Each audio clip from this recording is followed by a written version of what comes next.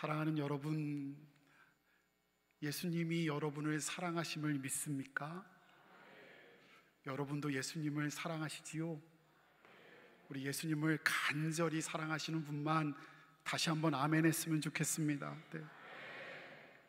우리 사랑하는 예수님의 공생의 기간은 여러분이 잘 아시다시피 약 3년입니다.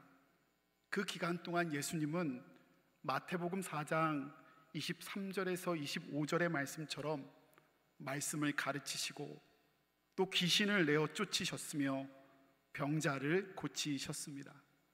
근데 여러분, 이 일만 예수님이 하신 게 아니었습니다. 예수님이 정말 중요하게 생각했던 사역이 또 한 가지 있는데, 그 중요한 사역은 다름 아닌 바로 제자, 사람을 세우는 사역이었습니다. 제자를 주님은 친히 부르시고요, 그들과 동고동락하시며 그들을 친히 주께서 세워주셨습니다. 누가 세우셨다고요? 우리 주님이요. 완전하시고 완벽하신 주님이 세우신 거예요. 사랑하는 여러분, 오늘 우리 주님이 우리를 세우심을 믿으십니까? 제자, 사람을 세우는 사역, 이 일이 교회의 가장 귀중한 사역인 줄 믿습니다. 공간복음에는 주님이 그렇게 마음 다해 애써 수고하며 세웠던 제자들의 명단이 마태복음 10장, 마가복음 3장, 누가복음 6장에 등장하는데요, 여러분, 이 말씀을 자세히 살펴보면 약간 이상합니다. 누가 세우셨다고요? 예수님이요. 그러니 예수님이 마음 다해 귀하게 세우셨으니 귀한 사람들이 넘쳐나야 되는데 이상합니다. 그렇게 애쓰신 사람치고는 너무나 당황스럽습니다. 왜냐? 죄송해요, 하나같이, 한결같이 문제 있는 사람들 뿐입니다. 하자 있는 사람들 뿐이에요. 우리가 제자 시리즈를 계속 나누고 있는데 복습하면서 지난 7명의 사람들을 좀 살펴봤으면 좋겠어요. 먼저 베드로, 그는 급하고 나서길 좋아하는 사람이었어요. 욱하고요, 나서고요. 또 부끄럼 많은 안드레, 그는 숫기가 없어 늘 뒤로 빠지는 사람이었죠. 여러분, 욱하는 형제, 번개라고 불렸던 야고보와 요한. 빌립은 어때요? 늘 자기 생각, 자기 계산이 앞섰던 사람이었습니다. 여러분, 저기 성경에는 바돌로메라고 나와 있는데 편견에 사로잡혔던 나다나엘 기억하시지요? 또 지난주에 했던 의심 많은 도마. 이렇게 예수님이 직접 세우시고요, 직접 찾아서 제자 삼아 주셨는데요, 또 마음 쓰며 그들을 부르셨는데요, 다 하나같이 어쩜 그렇게 하자투성이의 사람이에요. 죄송해요, 여러분, 멀쩡한 사람이 하나도 없어요. 진짜 멀쩡한, 죄송해요, 인간이 하나도 없어요. 예수님의 제자를 바라보는데 멀쩡한 사람이 하나도 없어서요, 오히려 당혹스럽습니다. 그래서 그런지 한국 성서유년협회의 창립이사였던, 지금은 미국에서 목회하고 계시는 이중수 목사님은요, 그런 예수님을 가르쳐 사람들이 멸시하고 버린 인생들을 수집한다고 해서 폐품 수집가라고 표현하더라고요. 너무 와닿는 이야기예요. 여러분, 그런데 오늘의 제자 마태와 시몬을 보니까요, 더 그러하다는 생각이 들고, 어떻게 보면 예수님의 선택이 위험해 보이기까지 합니다. 여러분, 먼저 마태요, 마태의 본명은 레위였습니다. 그런데 그런 그를 예수님께서 부르셔서 하나님의 선물로 살라고 마태라는 이름을 붙여주신 거예요. 중요한 건 마태의 직업인데요, 마태의 직업은 3절에 나와 있는 것처럼 로마 정부에 속해 동족인 유대인들의 세금을 걷는 텍스 콜렉터 캐릭터 세리였습니다. 여러분 아세요? 보통 세리는 정해진 월급이 없었답니다. 목사님 그러면 뭐 먹고 살아요? 할 수 있는데요, 세금을 더 걷어서 그 차액으로 월급도 삼고 그리고 자기 부도 누렸답니다. 그러니요, 부자인데다가 세리인데다 부자는요, 동족들로 하여금 욕먹기 딱 좋은 사람입니다. 세리는 회당에 들어가지 못할 정도로 미움을 받았고, 일제의 앞잡이라고 불렀던 것처럼 로마의 앞잡이라는 낙인이 찍힌 사람이었습니다.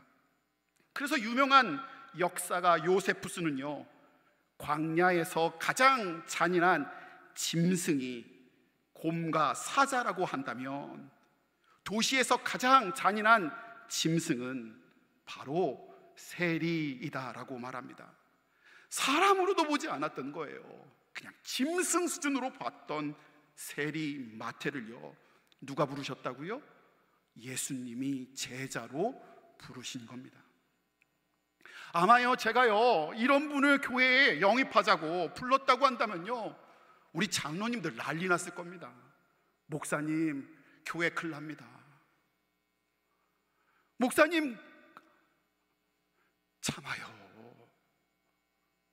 이러실 거라니까요. 민족의 반역자 앞제비를 데리고 오자니 큰일 날 일 아닙니까? 다음 제자는 어떻습니까? 시몬이요. 시몬은요, 본문 말씀 4절의 말씀에 가나나인 시몬이라고 표현되어 있습니다. 앞에 이자 보이시죠? 각주가 붙어 있는데 하단의 설명을 보면 아람어로 열심당원이라고 설명하고 있습니다.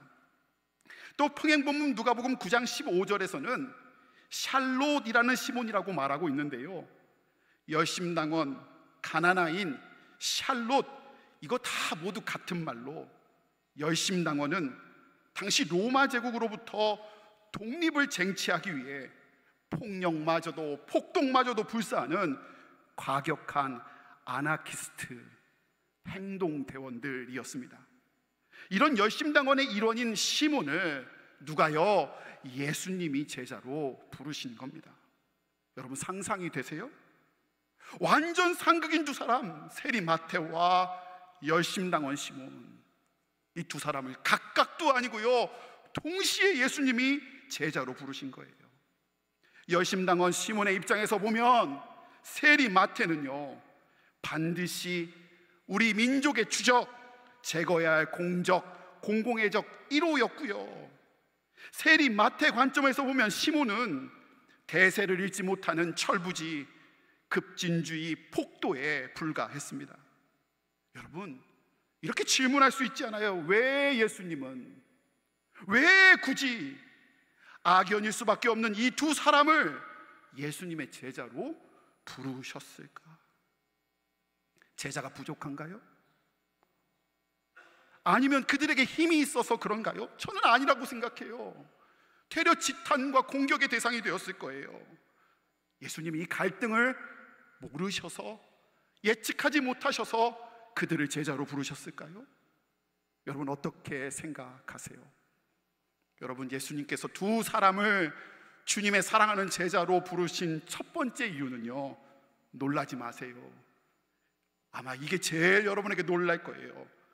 예수님의 공동체는 원래 그랬습니다. 예수님의 공동체가 원래 그런 거예요. 예수님의 부르신 제자들은 참 다양합니다. 그런데 그 공동체만 꼭 그런 것은 아니었습니다. 초대교회의 선교, 허브 역할을 감당했던, 중심의 역할을 감당했던 안디옥 교회도 비슷했는데요, 사도행전 13장의 안디옥 교회 리더들의 명단을 보면 진짜 제자들 만만치 않습니다. 1절 말씀을 보면 제가 하나씩 설명해 볼게요. 첫 번째 누가 나오지요? 바나바라는 사람이 등장합니다. 바나바는 당시 유력 가문 출신의 레위인입니다. 바꿔 말하면 정통파 유대인이에요. 두 번째 어떤 사람이 나오지요? 니게르라 하는 시몬. 그의 나이, 직업, 학력에 대한 정보는 없지만 라틴어 니게르는 검다라는 뜻으로 여기서 파생된 단어가요, 요즘엔 이거 쓰면 미국에서도 큰일 나요. 총 맞아요. 니그로, 깜둥이, 흑인이라는 뜻입니다. 그런데 2000년 전 로마 제국의 흑인 아프리카 사람들은요 98%가 노예였습니다. 또 세 번째 사람, 구레네 사람 루기오가 등장하는데요, 구레네 역시 현재 아프리카 북부의 리비아인이 그 역시 피부가 검고 무명의 이방인이었을 것이 분명합니다. 이방인과 정통 유대인, 흑인 노예와 유대인들은 이방인들에 대해 배타적이었으니 니게르라는 시므온과 구레네 사람 루기오는 바나바와 세상적인 생각으로는 함께 있을 수 있던 자들이 결코 아니었습니다. 여기까지도 걱정인데요, 그 다음 사람이 더 과가 아닙니다. 요주의 인물이에요. 네 번째 누가 등장하죠? 분봉왕 헤롯의 젖동생 마나엔. 여러분, 여기서 젖동생이라 번역한 헬라어 언어는요, 한 어머니 젖을 먹고 자란 친형제를 칭하거나 또는 어릴 적부터 단짝인 중마지우를 뜻합니다. 그런데 어느 쪽이 됐던 마나에는 초대교회를 제일 앞서서 열심으로 박해했던 헤롯 안티파스의 최측근의 사람인 겁니다. 여러분, 교회를 그렇게 박해하는 헤롯 그 최측근을요, 뭘 믿고 교회의 지도자로 세우냐고요. 이게 말이 되는 명단이에요. 그리고 마지막 지도자는 교회를 앞장서서 박해했던, 그래서 교회의 최초의 순교자 스데반을 만들었던, 죽였던 바로 사울 바울입니다. 바로 이게요 예수님의 공동체입니다. 이게 하나님이 만드신 공동체입니다. 좋아하는 사람끼리, 생각이 맞는 사람끼리, 그렇게 끼리끼리가 교회가 아니라 인종, 지역, 재산, 학력, 신분, 나이, 남녀노소, 빈부 귀천을 따지지 않는 만민을 위한 교회가 바로 예수님이 원하시는 공동체, 예수님의 가정, 예수님이 원하시는 교회라는 겁니다. 이걸 신학적인 용어로, 전문적인 용어로 보편적 교회, 유니버셜 처치라고 하는데요, 382년 니케아 신조에서 하나님의 뜻된 교회가 이래야 된다며 그들은 보편적 교회를 함께 이루어가기를 선언했습니다. 여러분, 1700년이 넘게 지났습니다. 보편적 교회가 되었습니까? 아니요. 여러분 사이의 벽은 더 높아져 가고요, 여러분은 더욱더 끼리끼리를 선호합니다. 우리 안에 담은 점점 쌓여져서요, 저 사람 국힘이야? 저 사람 민주당이야? 저 사람 라도시계야? 난 그거 얼마 전에 처음 들었어요. 또 라도시계야? 또 어떤 사람은 저 사람 갱상도야? 뭐 경상도도 아니에요. 우리 안에 이게 쌓이고 있어요. 목사님들이 나서서 이걸 하고 있다고요. 우리 주님은 안디옥 교회처럼요, 또 12 제자들처럼 누구나 부르시는 분이시며 제한 없이 부르시는 분이시며 그곳에서 함께 역사하시며 그들을 하나 되게 하시는, 그들로 합력하게 하시는 예수님이신 줄 믿습니다.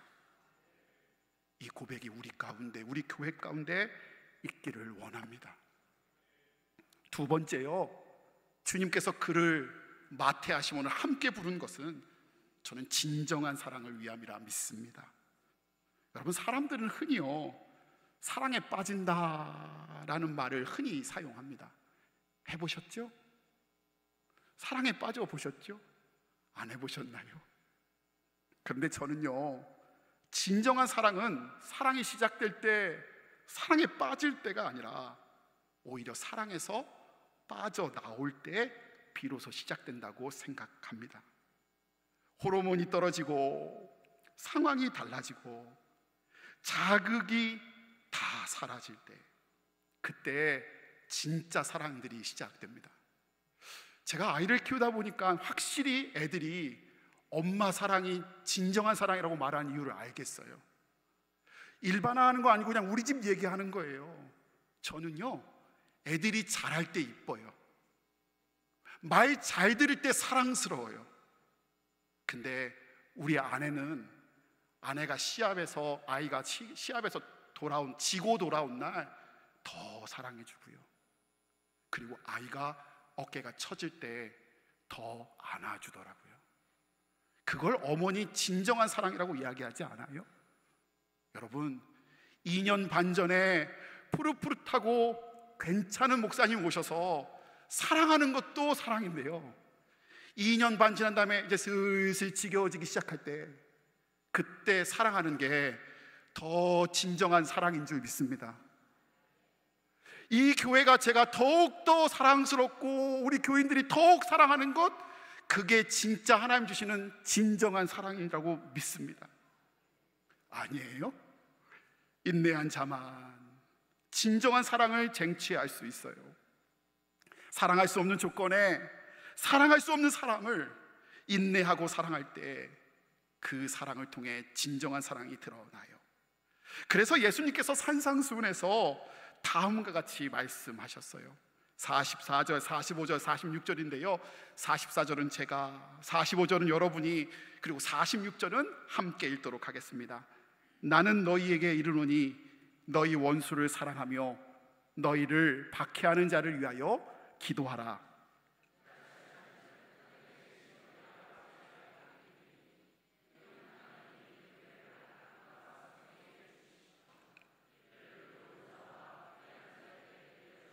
(46절) 함께 있습니다. 너희가 너희를 사랑하는 자를 사랑하면 무슨 상이 있으리요? 세리도 이같이 아니하느니라. 아멘. 여러분, 예수님이요, 옳고 그름을 모르시지 않았어요. 악인과 선의를 구분 못하시는 분이 아니셨어요. 예수님은 세리의 악함도 아셨고요, 열심당원의 폭력도 다 아셨어요. 그러나 예수님은 세리가 주장하는 물질과 힘이 아니라, 열심당원이 주장하는 과격한 정치와 폭력이 아니라, 대신 진정한 사랑으로 사랑의 공동체를 부족한 제자들을 통해, 그리고 우리를 통해, 우리 가정과 교회를 통해 이루시고자 하시는 거예요. 그래서 주님은 먼저 우리에게 그 진정한 사랑의 본을 보여주셨습니다. 로마서 5장 8절의 말씀을 다 같이 함께 읽겠습니다.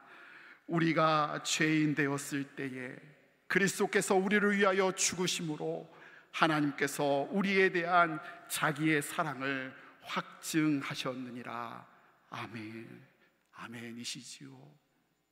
우리가 알지 못할 때, 우리가 죄인 되었을 때 주님은 우리를 사랑하시고 십자가의 죽으심으로 진정한 사랑을 보여주셨습니다. 너무나도 다른 마태와 시몬, 그들이 같이 있다는 걸 상상만 해도 몸살이 나요. 얼마나 힘들었고 얼마나 괴롭고 아팠을까. 그런데 여러분, 이렇게 말해도 되나요? 그 두 사람은 받아들이기 힘들었겠지만 마태는 시몬에게요, 또 시몬은 마태에게 진정한 사랑을 이루기 위한 서로의 받침, 서로에게 도구가 되었습니다. 그들이 주어졌기에 그들은 하나님 닮은, 예수님 닮은 십자가 사랑을 따라갈 수 있었던 거예요. 여러분, 적용할게요. 여러분 가정에 아이가 이해가 안 되십니까? 이해 다 되세요? 여러분 배우자가요 너무너무 다릅니까? 여러분 목사님이 이해가 안 되기 시작하셨어요. 직장에서 정말 이해 안 되는 사람, 정말 저 사람 미운 사람이 생겨나셨어요. 여러분 거기서부터 시작하십시오. 여러분이 그 자녀를 위해서 기도하기 시작할 때, 배우자를 위해서 기도하기 시작할 때, 교회와 목회자, 미운 그 사람을 위해 기도하기 시작할 때, 우리 주님은 사랑의 힘을 우리에게 더해 주실 줄 믿습니다. 처음부터 잘하는 사람은 없어요. 근데 주님이 그런 진정한 사랑을 우리에게 원하십니다. 세 번째요, 여러분 들어보셨을 책이에요. 칭찬은 고래도 춤추게 한다라는 베스트셀러가 있었는데, 그 책으로 유명한 켄 블랜차드 목사님이 다른 책, 사랑으로 소문난 교회라는 책을 쓰셨습니다. 사실 저는요, 칭찬은 고래도 춤추게 한다 보다 저 책이 너무너무 좋아요. 그래서 언제 우리 장로님들과 우리 목사님들과 전도사님들과 저거 스터디하면서 정말 저거대로 해보고 싶은 너무너무 은혜로운 책입니다. 그런데요, 이 책에서 켄 블랜차드 목사님은요, 우리에게 진정한 사랑이 없대요. 원래 우리는 그런 존재예요. 그리고 우리에게는 그런 사랑할 수 있는 힘이 없다고 단언해 말합니다. 그래서 사랑으로 소문난 교회, 사랑으로 소문난 가정을 만들기 위해서는 반드시 예수님이 필요하고, 너무나 필요하다고 너무나 뻔하지만 당연한 말을 하십니다. 저자는 교회와 가정을 둘로 나누는데요, 이렇게 나눠요. 예수님 없는 공동체와 예수님 있는 공동체로 말이에요. 사람들이 지금은 하나같이 보인답니다. 그러나 예수님이 없으면 이내 갈라져 버릴 것이고, 반대로 마태와 시몬처럼 지금은 각각 다를지라도 그 안에 예수님이 계시면, 예수님의 말씀이 그 안에 있으면 그들은 반드시 하나가 될 수 있다 말합니다. 좋은 교회는, 능력 있는 가정은요, 능력 있는 성도는 그런 의미에서 예수님이 늘 함께 계신 것을 믿고, 예수님이 우리의 삶의 주인이신 것을 알고, 때론 내 고집, 내 경험, 내 자존심을 내려놓을 수 있는 교회, 가정, 성도가 능력 있는 겁니다. 큰 소리로 주장하고 내 경험을 앞장서는 사람이 능력 있는 성도가 아니라, 주님 때문에, 주님을 위해, 주님에 의해 그렇게 할 수 있을 때 하나님의 진정한 사랑이 나타나기 때문입니다. 12제자는 다 제각각이었습니다. 그러나 예수님으로 인해 그들은 하나님 나라의 모형을 이룰 수 있었습니다. 예수님이 원하시는 공동체는 완벽한 사람들이 모이는 공동체가 아니었습니다. 세상의 관점에서는 절대로 하나 될 수 없는 그들이, 원수로 살아갈 수밖에 없는 그들이요, 예수님을 위해, 예수님에 의한 예수님의 교회를 이룰 때 그들이 하나님의 공동체를 이루어갔습니다. 이것이 바로 하나님 천국임을 보여주시는 겁니다. 사랑하는 제주중앙의 성도 여러분, 여러분에게 묻고 싶습니다. 여러분은 여러분 가정에 예수님이 함께 계심을 믿으십니까? 그러면 힘들어하는 부부 관계 속에, 혹은 눈물 흘리는 자녀와의 관계 속에, 그리고 그 사람하고의 관계 속에도 예수님이 계심을 믿으십니까?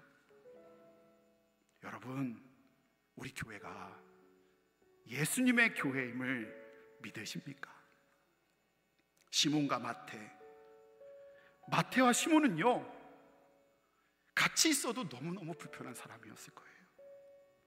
둘이 만나면 힘들고요, 항상 눈치 봤을 거예요.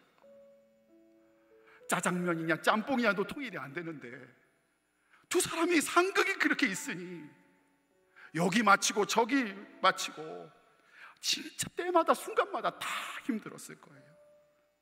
상상해보면 예수님도 힘드셨을 것 같아요. 여러분, 두 사람만 힘들었겠어요? 온 제자들이 같이 다니면서요, 양쪽 눈치 보느라 아주 죽어났을 거예요. 그런데 그때마다 그들이 해야 할 딱 한 가지가 있었습니다. 아무것도 그들에게 능력이 없어 예수님의 뜻을 묻고, 예수님의 도우심을 구하고, 예수님만 찾아야 했습니다. 그것 말고는, 그 두 제자들이 하나 될 수 있는 방법은, 그 12제자들이 하나님의 나라를 이룰 수 있는 방법은 전혀 없었기 때문입니다.